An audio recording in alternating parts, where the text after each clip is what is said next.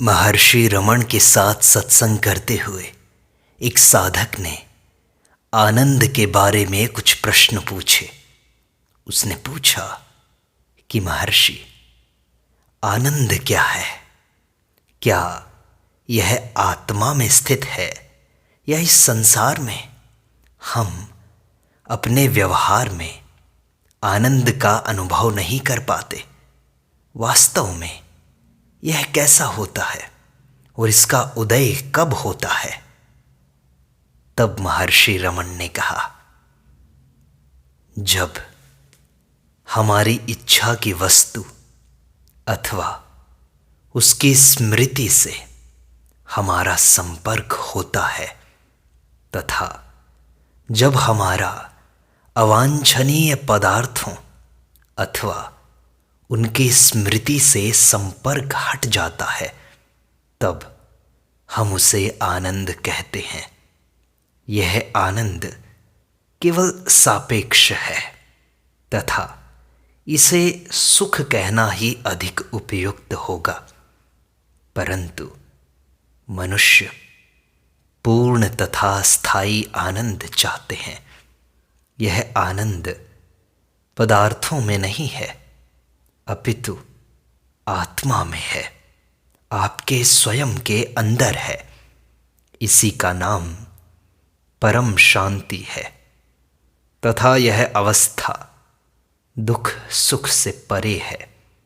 यह एक निरपेक्ष स्थिति है। तो महर्षि, हमारा स्वरूप आनंद कैसे है? आप कहते हैं कि आप आनंद स्वरूप हो, पर हमें तो हमारे अंदर कोई आनंद नहीं दिखाई देता। पूर्ण आनंद ही ब्रह्म है। पूर्ण शांति आत्मा की है।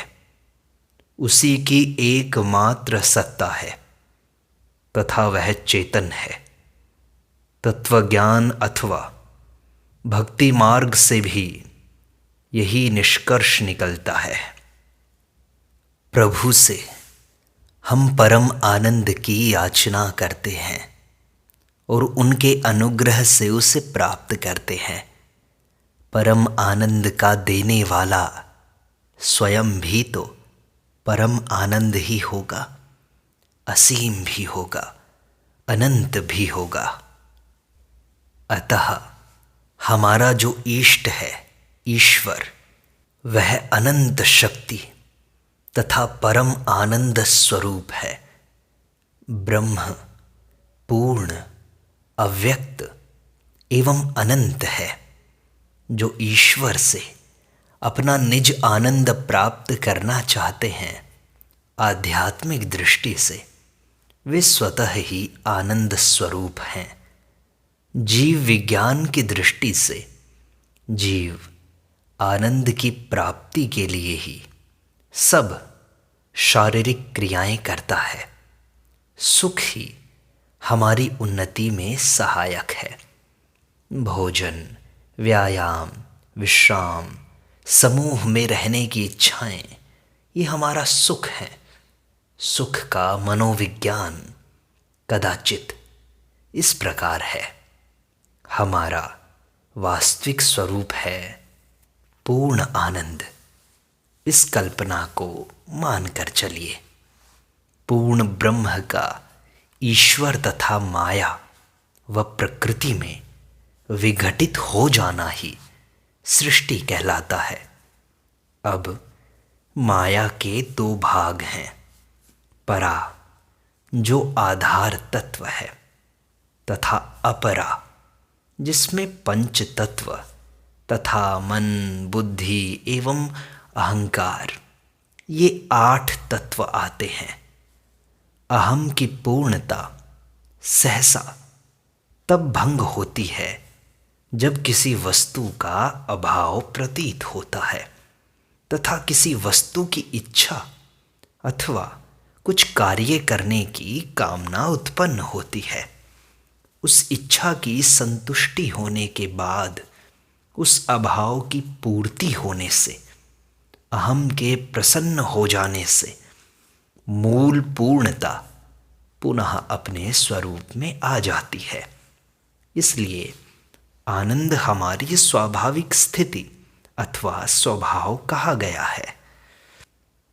सुख तथा दुख सापेक्ष होने से हमारी सीमित स्थिति के परिचायक हैं तथा इस स्थिति में हमारी इच्छा की पूर्ति प्रगति की द्योतक है। यदि सापेक्ष प्रगति रोकी जा सके तथा आत्मा ब्रह्म में लीन हो जाए, जिसका स्वभाव पूर्ण शांति है, तो वह जीवात्मा पूर्ण शांति आनंद की प्राप्ति करके सापेक्ष एवं अस्थायी सुख दुख से मुक्त हो जाती है। इसलिए आत्म साक्षात्कार परिपूर्ण आनंद ही है। यह आत्म साक्षात्कार असीमित ज्ञान दृष्टि है, परोक्ष अनुभूति के ज्ञाता के रूप में नहीं। यही सर्वोच्च आत्मसमर्पण है। संसार दुख है। महर्षि, आप कहते हैं कि हमारा स्वरूप तो आनंद है, फिर इस संसार में इतना कष्ट क्यों है, दुख क्यों है? यह तो ईश्वर की इच्छा है। तो महर्षि, ईश्वर की ऐसी इच्छा क्यों हुई? यह बात तर्क करने योग्य नहीं है। उस परिपूर्ण ज्ञानाधार असीम सर्वशक्तिमान पर किसी इच्छा अथवा किसी लक्ष्य की प्राप्ति का आरोप नहीं किया जा सकता। जिन क्रियाओं का उसकी सत्ता से संपादन होता है, उन क्रियाओं से ईश्वर सर्वथा अछूता है। इस संदर्भ में सूर्य तथा सांसारिक क्रियाओं का उदाहरण दिया जा सकता है। उस एकमात्र के अनेक होने से पूर्व उस पर उत्तरदायित्व अथवा प्रेरक का आरोप करना निरर्थक है। किंतु होने वाली घटनाओं को ही ईश्वर की इच्छा मानकर ईश्वर की स्वतंत्र इच्छा के प्रश्न को हल किया जा सकता है। यदि कष्टदायक तथा असंतोषजनक घटनाओं के होने से अथवा किए गए या न किए गए कार्यों से मन उद्विग्न हो जाए, तो अपने उत्तरदायित्व तथा स्वतंत्र संकल्प का भाव त्याग कर स्वयं को पूर्ण ज्ञान का आधार एवं सर्वशक्तिमान ईश्वर के हाथों में यंत्र मात्र मानकर उनकी इच्छानुसार कार्य किया जाए एवं सुख दुख भोगा जाए। यही बुद्धिमानी है। सारे भार को ईश्वर वहन करता है तथा हमें शांति प्रदान करता है। महर्षि, फिर हमें आनंद की प्राप्ति कैसे होगी? क्या मार्ग है उसका? आनंद कोई प्राप्त करने की वस्तु नहीं है कि जिसे तुम प्राप्त कर लो। इसके विपरीत तुम निरंतर आनंद हो। आनंद की इच्छा अपूर्णता के भाव से उत्पन्न होती है। यह अपूर्णता का भाव किसको होता है, यह तुम्हें खोजना है। गहरी नींद में तुम आनंद सहित थे, पर जागने पर तुम वैसे नहीं हो। उस आनंद तथा अब की निरानंद अवस्था के मध्य बाधा क्या है? बाधा अहंकार है। उसके मूल की खोज करो और जान लो कि तुम ही तो आनंद हो। कुछ भी नया प्राप्त नहीं करना है। इसके विपरीत तुम्हें तो केवल उस अज्ञान से बचना है जिससे तुम समझते हो कि तुम आनंद से भिन्न हो। यह अज्ञान किसको है? यह तुम्हें जानना है। यह अज्ञान अहंकार को है। अहंकार के मूल को ढूंढ लो, तब अहंकार नष्ट हो जाएगा एवं आनंद ही रहेगा। आनंद नित्य है। तुम वही हो, यही हो, अभी हो। सारे संशयों के निवारण के लिए यही सर्वोत्तम उपाय है। संशय मन में उदय होते हैं। मन की उत्पत्ति अहंकार से है। अहंकार आत्मा से उदय होता है। अहंकार के स्रोत को खोजो तो आत्मा प्रकट होगी। केवल उसी की सत्ता है। यह संपूर्ण जगत आत्मा का ही विराट रूप है। यह आत्मा से भिन्न नहीं है। महर्षि, आनंद प्राप्ति का सर्वश्रेष्ठ मार्ग क्या है फिर? व्यक्ति ज्ञानी है या अज्ञानी, उसके अनुसार भेद होगा। ज्ञानी की दृष्टि में आत्मा से परे, आत्मा से भिन्न कुछ भी तो नहीं है। सब आत्मा में है।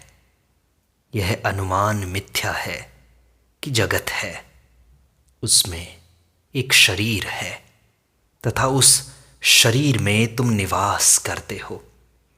यदि सत्य जान लिया जाए तो जगत तथा उसके परे जो भी कुछ है केवल आत्मा में ही प्रतीत होगा। व्यक्ति की दृष्टि के अनुसार भिन्न दृष्टिकोण होता है।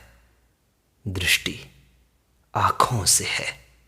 नेत्र कहीं एक केंद्र में स्थित होंगे। यदि तुम स्थूल नेत्रों से देख रहे हो तो तुमको दूसरे भी स्थूल ही दिखाई देंगे। यदि सूक्ष्म दृष्टि से देखोगे तो दूसरे भी सूक्ष्म ही दिखाई देंगे। यदि नेत्र आत्मा हो जाएं तो आत्मा के निस्सीम होने के कारण नेत्र भी निस्सीम हो जाएंगे। आत्मा से भिन्न दिखाई देने को अन्य कुछ भी तो नहीं है। महर्षि, हम एक बार आनंद प्राप्त कर लेते हैं, ज्ञान प्राप्त कर लेते हैं, आत्म साक्षात्कार को पा लेते हैं। एक बार पाने के बाद क्या वो आनंद फिर से नष्ट हो जाता है? पहली बार प्रकट होने के बाद ज्ञान को स्थिर होने में समय लगता है। आत्मा निश्चय ही प्रत्येक के प्रत्यक्ष अनुभव में है, किंतु उस रूप में नहीं जैसा किसी की कल्पना में है। वह केवल यथावत है। यह अनुभव समाधि है।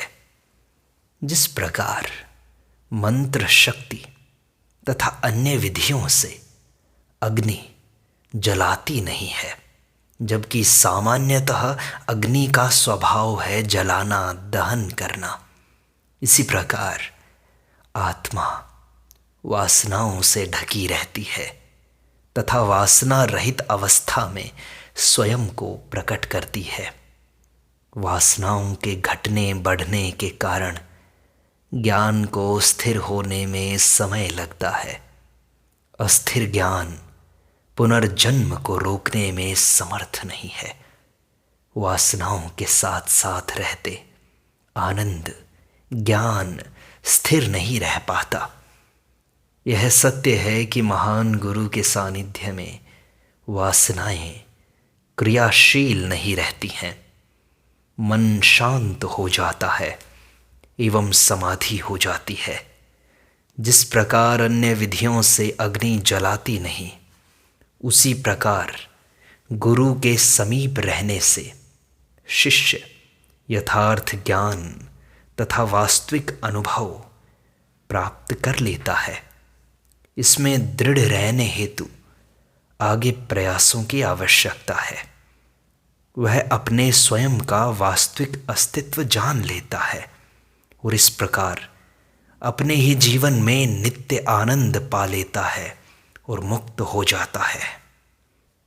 नेत्र बंद करके समाधि प्राप्त करना उत्तम है, किंतु व्यक्ति को इससे भी आगे जाकर अनुभव करना है कि कर्म तथा अकर्म एक दूसरे के विरोधी नहीं है।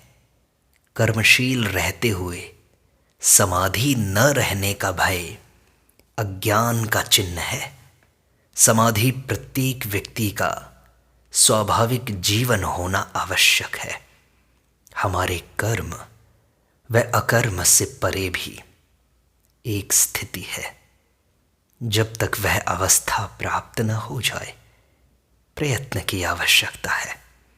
उस आनंद का एक बार भी रसास्वादन करने के पश्चात मनुष्य उसे पुनः पुनः प्राप्त करने का प्रयास करेगा। एक बार भी उस शांति के आनंद का अनुभव करने के पश्चात कोई भी उससे अलग नहीं होना चाहेगा, न अपने आप को अन्यथा कर्म में लगाएगा। ज्ञानी के लिए संकल्प करना उतना ही कठिन है जितना कि अज्ञानी के लिए संकल्प शून्य होना। सामान्य व्यक्ति कहता है कि वह स्वयं को नहीं जानता। वह बहुत से संकल्प करता है और बिना संकल्पों के नहीं रह सकता। ज्ञानी किसी भी प्रकार के कर्म से प्रभावित नहीं होता। उसका मन सदैव ही शाश्वत शांति में मग्न रहता है। महर्षि, हमें आनंद प्राप्त करना है, क्या हमें ऐसा लक्ष्य नहीं रखना चाहिए? पहुंचने हेतु यदि कोई लक्ष्य होगा तो वह स्थायी नहीं होगा। लक्ष्य पहले से ही होना आवश्यक है। हम अहंकार सहित आनंद प्राप्त करना चाहते हैं, किंतु आनंद तो अहंकार से भी पहले विद्यमान है। लक्ष्य में जो कुछ भी है वह हमारे जन्म अर्थात हमारे अहंकार के जन्म से भी पहले से है। चूंकि हमारा अस्तित्व है, अतः अहंकार का भी अस्तित्व होना प्रतीत होता है। यदि हम आत्मा को अहंकार माने तो हम अहंकार बन जाते हैं। आत्मा को मन समझें तो मन बन जाते हैं। आत्मा को शरीर ही मान लें तो शरीर बन जाते हैं। संकल्प ही अनेक प्रकार के कोशों की रचना करते हैं। जल के ऊपर की छाया चंचल प्रतीत होती है। क्या इस छाया के चांचल्य को कोई रोक सकता है? यदि इसकी हलचल बंद हो जाए तो तुम्हें जल नहीं दिखाई देगा, अपितु केवल प्रकाश दिखेगा। इसी प्रकार अहंकार तथा उसकी क्रियाशीलता पर ध्यान न देकर उसके पीछे जो प्रकाश है उसी को देखो। मैं का संकल्प अहंकार है, सत्य मैं आत्मा है, आनंद है। तो महर्षि, आनंद के लिए सबसे पहली सीढ़ी क्या है? आनंद कैसे पाएं? आनंद पहले से ही है। संकल्प रहित अवस्था ही तुम्हारी वास्तविक अवस्था है। कोई विचार न उठे, ऐसी अवस्था तुम्हारा स्वरूप है। साक्षात्कार जैसा, आनंद प्राप्त करने जैसा कोई कार्य नहीं है। क्या कोई व्यक्ति ऐसा है जिसे आत्मा की अनुभूति ना हो? क्या कोई अपने स्वयं के अस्तित्व को इनकार कर सकता है?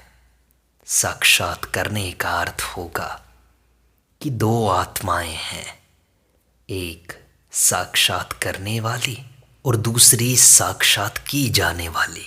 जो पहले से साक्षात नहीं है उसका साक्षात किया जाता है। एक बार अपने स्वयं का अस्तित्व स्वीकार कर लेने के पश्चात यह किस प्रकार संभव है कि हम अपनी आत्मा को ही न जानें? महर्षि, संकल्पों के कारण, मन के कारण हम अपनी आत्मा को, अपने आनंद के स्वरूप को नहीं जानते। हाँ, ऐसा ही है।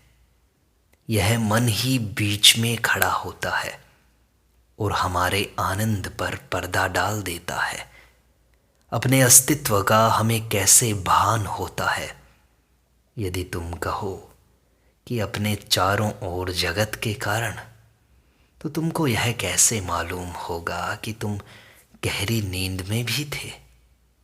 तो महर्षि, यदि हमारे आनंद स्वरूप के मध्य में ये मन बाधा है, तो हम इस मन से कैसे मुक्त हों? क्या मन स्वयं को मारना चाहता है? मन स्वयं को नहीं मार सकता। इसलिए तुम्हारा कर्तव्य है कि मन का वास्तविक स्वरूप जानो। तब तुम्हें पता चलेगा कि वास्तव में मन है ही नहीं। आत्मा की प्राप्ति होने के बाद मन नहीं रहता। आत्मा में दृढ़ रहने पर किसी को मन की चिंता की आवश्यकता नहीं है। महर्षि, एक वृत्ति है आनंद की, दूसरी वृत्ति है भय की। हम भय से फिर कैसे मुक्त हों? भय क्या है? यह एक संकल्प मात्र ही तो है। यदि आत्मा के अतिरिक्त कोई वस्तु हो तो भय का कारण है। अन्य किसी भी बाह्य वस्तु को कौन देखता है? पहले अहंकार उदय होता है और दृश्य पदार्थों को बाह्य रूप में देखता है। यदि अहंकार उदय न हो तो केवल आत्मा ही रहती है तथा वहाँ अन्य कुछ भी नहीं है। अपने से अन्य बाहर कुछ देखने के लिए दृष्टा का अंदर होना आवश्यक है। उसे प्राप्त करके कोई संशय उदय नहीं होता, कोई भय नहीं रहता। भय ही नहीं, अहंकार के चारों ओर जितने भी संकल्प हैं, काम के, क्रोध के, लोभ, मोह, ईर्ष्या के, वे सारे लुप्त हो जाते हैं। केवल अहंकार का त्याग ही करना है। अहंकार को जानकर उसको नष्ट कर दो, क्योंकि अहंकार कोई वास्तविक वस्तु नहीं है।